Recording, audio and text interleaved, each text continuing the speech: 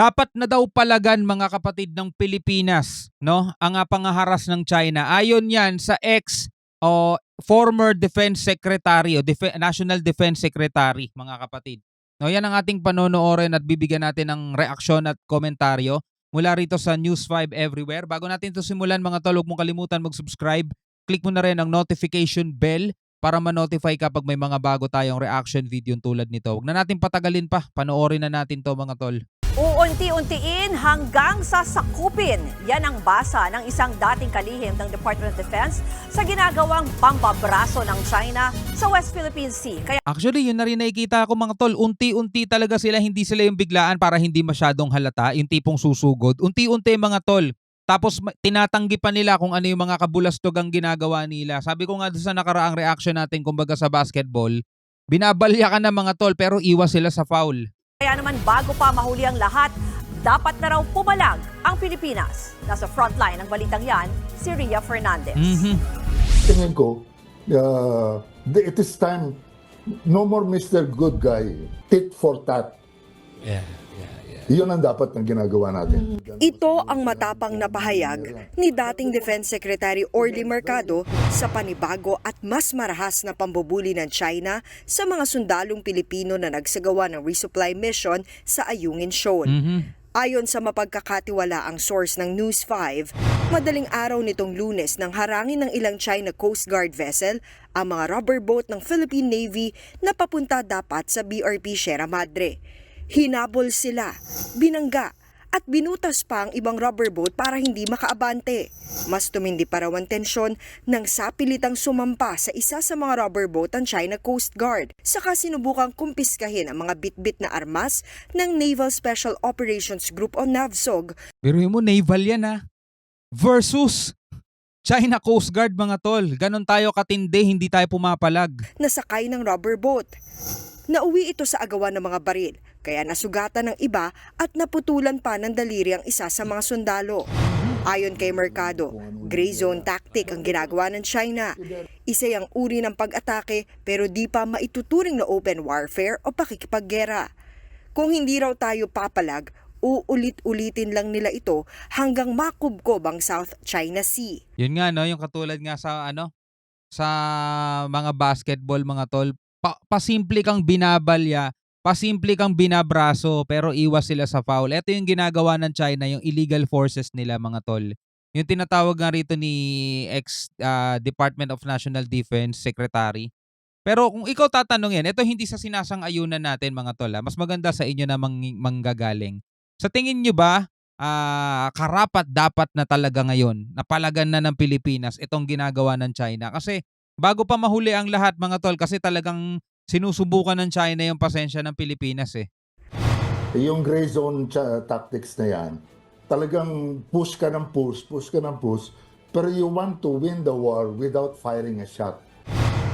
Mungkahi pa ni Mercado, dapat gawin din ng Pilipinas kung ano ang ginagawa sa atin ng China. Bakit hindi tayo? Kung binabanatan tayo ng what do you call this, ng water cannons, bakit hindi rin tayo gumamit ng water cannon? Tapos ipambomba natin yung tubig ng Pasig River para magkaroon sila ng katutak na infeksyon. Tingin naman ng International Affairs Analyst na si Professor Renato De Castro, direktang pag-atake na sa Pilipinas ang ginawa ng China. Pwede na raw itong gawing basehan para paganahin ni Pangulong Bongbong Marcos ang Mutual Defense Treaty ng Pilipinas at Amerika. Any arm attack that could trigger the Mutual Defense Treaty is not limited to kinetic action, meaning the use of force. It could be any actions that could cause damages to properties, injuries, and death to uniformed service. Maraming ulit na, di ba? Damage to properties, mga tol. Ilang beses nang nasisira yung mga barko natin eh. Sira yung salamin. Di ba, nitong last nga sa may Scarborough, di ba? Direktang pinatatamaan pa nga yung bandila ng Pilipinas eh. Di ba? Na-UP pa nga yung metal railing dun eh. Personnel. Sabi naman ng security analyst na si Chester Cabalza, kung nagawang sumampa ng mga tauhan ng China Coast Guard sa barko ng Pilipinas, Hindi malayong baka gawin din nila yan sa BRP Sierra Madre sa Ayungin Shoal. Yung mga sundalo rito dapat nakahanda sila. Talagang dapat may dala-dala sila laging armas. 'Di ba? Hindi na pwede 'yun kasi etong mismong barkong 'to walang depensa 'to. Hindi kakarag-garag, bulok na 'to eh. 'Di ba? Kayang-kaya nilang sampahin talaga 'yan. Kapag nangyari yan, ibig sabihin kailangan na natin i-invoke yung Mutual Defense Treaty. Kahit walang armed attack, that is a direct occupation, a direct invasion. Wala pang pahayag ang palasyo sa nangyari, pero ang ibang bansa nagpahayag na ng pagkabahala sa ginawa ng China. Kabilang sa nagkondena sa nangyari ang France, Canada, Japan, Australia, Germany, United Kingdom at Amerika. Salamat sa pagkondena nyo pero walang nagagawa yan eh. Talagang matigas ang mga mukha nitong mga inchik eh. Ilang beses nang tiniyak ng Amerika na matibay ang commitment nila sa Mutual Defense Treaty sa Pilipinas. Pero sa huling Shangri-La Forum sa Singapore, sinabi ni US Defense Secretary Lloyd Austin na hanggat maaari, ayaw rin nilang umabot sa punto na may mamamatay dahil sa girian ng Pilipinas at China. Wala naman talagang may gusto nun mga tol. Wala naman talagang may gusto nun. Sino bang may gusto na imbis yung mga anak natin nag-aaral, pumapasok sa eskwelahan, gugubli tayo sa loob ng mga bahay natin o kung baka kailangan pa nating humukay para lang makapagtago sa mga 'di ba? Sa mga mag-uula ng mga kung ano man yung babagsak, 'di ba? Mahirap yung ganong kalagayan kasi napapanood nga natin 'yan sa halimbawa sa Ukraine, 'di ba? Sa iba pang mga bansa na mayroong ganyang kaguluhan ngayon. Mahirap yung ganon mga tol. Tingin tuloy ng international studies expert na si Professor Romel Banlawi, hindi natin dapat gamitin ang Mutual Defense Treaty. Si Banlawi na naman eh. Dahil mukhang hindi rin naman handang makipaggera ang Amerika. Wala yan si Banlawi. The more we harden our position, the more China will harden also its reaction. Nako, walang kwenta pinagsasasabi niya na nahimik ka na lang. Military solution is not a solution to territorial disputes. The only solution to territorial disputes is peaceful settlement. Settlement pinagsasasabi mo.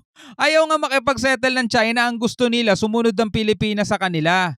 O anong settlement doon? So ang ibig mo ba sabihin papayag na lang ang Pilipinas? O Banlawi, sa tingin mo ba papayag na lang ang Pilipinas? O sige, alisin na natin yung BRP Sierra Madre dyan para wala nang mga nagre-resupply dyan. Yun din naman ang gusto ng China eh, di ba? So ganun na lang ba gagawin, Banlawi? Ay nako. Dapat di ini-interview yun eh. Nagbabalita mula sa frontline. Di ba? Dapat ini-interview yun eh. So eto mga kapatid, mula naman to sa UNTV News. Eto, pananakot at pambabastos ng China sa Pilipinas sa West Philippine Sea, tinunigsa ng mga mambabatas. So lahat open na rito eh. Kumbaga talagang nagsasalita na lahat mga tol. Kasi etong pinakahuling ginawa nila sa ating mga kasundaluhan, hindi na talaga mga tol makatwiran eh. Iba na talaga yung kilos nila eh. Panoorin natin. Well, sumusobra na talaga yung mga inchik. No? Ang aggression na pinapakita nila sa West Philippine Sea, even if resupply mission lang sana yon, is parang pambabastos na sa sovereignty ng Pilipinas. Kinundena ng mga kongresista ang panibagong agresyon ng China laban sa Pilipinas sa karagatan malapit sa Ayungin Shoal na bahagi ng West Philippine Sea at teritoryo ng Pilipinas. Isang Philippine Navy service member ang naputulan ng daliri at 6 na iba pa ang nasugatan kasunod ng banggaan ng Chinese ship at Philippine vessel na nasa isang rotation at resupply mission sa Ayungin Shoal, araw ng Lunes, June 17. Nangyari ito matapos magpatupad ang China ng no trespass rule sa inaangkin nilang karagatan. Pero mo wala silang karapatan noon magpatupad ng ganon, no trespassing rules. Sarili lang nila yon mga tol. Hindi nga yun na isang guni sa sa international law kaya sa UNCLOS eh. Di ba yung UNCLOS yung batas sa karagatan? Hindi, may sariling batas ang China mga tol. Ayon kay Bukidnon 2nd District Representative Jonathan Keith Flores, mas kailangan ng matinding hakbang ng Pilipinas kaugnay nito. Tiniyak din ng kongresista ang pagsusulong ng mas malaking pondo para sa Philippine Coast Guard at Philippine Navy para sa susunod na taon. Ang mga ahensyang ito ang nagbabantay ng ating teritoryo sa West Philippine Sea o WPS. Ayon naman kay Surigao del Norte 2nd District Representative Robert Ace Barbers, lantaran na ang ginagawang pananakot ng China. Dagdag pa nito, dapat tapatan din ng Pilipinas ang no trespass rule ng China. Ito obvious na hindi na to pangbubuli. Mananakot na talaga itong gagawin nila, no? At ginagawa nila, no? Kapag sila ay pumasok o nag-trespass sa ating teritoryo, dapat manghuli rin tayo. Hulihin din natin sila. Kaso nga, labag sa batas kasi yun eh. Ang gusto kasi natin talagang nakabase lang tayo sa international law at saka sa UNCLOS. Yung ganun kasing panguhuli daw, sabing ganun sa ibang balitang napanood natin, etong West Philippine Sea ay kabilang sa tinatawag na high seas, 'di ba? Ito ay pwedeng dumaan o merong tinatawag na pre-navigation. Pwedeng dumaan ng kahit na anong mga barko, bansa. Kaya yung ginagawa ng China pagpasok doon labag sa kanila, aarestuhin na. Labag na labag 'yun mga tol. Hindi tayo pwede mang-aresto doon kasi hindi naman siya actually territorial waters natin. No, pasok siya sa ating exclusive economic zone. Ibig sabihin, pagdating sa mga lamang dagat diyan o yamang dagat diyan, may karapatan tayo diyan sa mga isda, sa mga corals, lahat may karapatan tayo diyan. Pero pag tinawag na territorial waters, yung talagang teritoryo natin, nasa 12 nautical miles 'yun. 'Yun yung natin. Hindi pa umaabot ang China doon eh. Dahil isang pagpapakita ito ng pagrespeto sa ating mga pulisiya at ating batas dito sa ating bansa. Samantala kung ang dating Defense Secretary na si Orly Mercado ang Ito. tatanungin, panahon na para gumanti ang Pilipinas sa mga pag-aagrabyado ng China. Anya, dapat ipakita rin ng Pilipinas na ipinagtatanggol ang teritoryo nito laban sa agresyon ng China at hindi lamang umasa sa mga kaalyadong bansa. Dapat ang sagot natin diyan, tit for tat din. Meron tayong mga sektor sa bayan natin. Natatakot na. Bakit baka girahin tayo? Kaya ba natin ang China? Bakit pa tayo nag-armed forces kung hindi rin tayo lalaban? In some point may punto siya, no. Bakit pa tayo nag-armed forces kung di rin tayo lalaban? Kumuha tayo ng water cannon at gawin natin yung tubig ng Pasig River, yung maruming tubig. Yun ang bomba natin. Tignan natin kung di puro galis ang mga Chinese Navy nila. Dagdag pa nito, dapat ding patatagin o ayusin ng BRP Sierra Madre ang barkong sinadsad sa Ayungin Shoal ng Philippine Navy noong 1999 para magsilbing tirahan ng mga sundalo at bantayan ang ating teritoryo. Nagpahayag naman ng pangamba ang Estados Unidos sa posibleng mas malalang pangyayari sa West Philippine Sea. Asahan natin mga tol, mas mukhang magiging malala pa yung sa susunod na gagawin nitong China. Kinundi na rin ni Pentagon Press Secretary Major General Pat Ryder ang provokasyon ng China. Kasabay nito ang muling pagdidiin sa commitment ng Estados Unidos na suporta para sa kaalyadong bansa.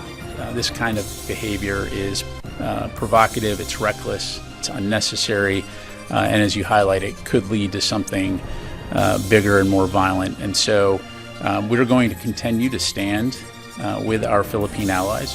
Rosa Licoz, UN. Grabe, ibang klase na ginagawa ng China ngayon mga tol dito sa karagatan, no? Talagang abusado na. So ikaw, tatanungin kita, ikaw sang-ayon ka ba doon sa sinabi kanina ng Department of National Defense Secretary na dapat na daw palagan ng Pilipinas bago pa mahuli ang lahat itong ginagawa ng China sa West Philippine Sea? Comment ka sa ibaba. Hanggang sa muli mga tol, ako nga pala si Shobal D. Peace out.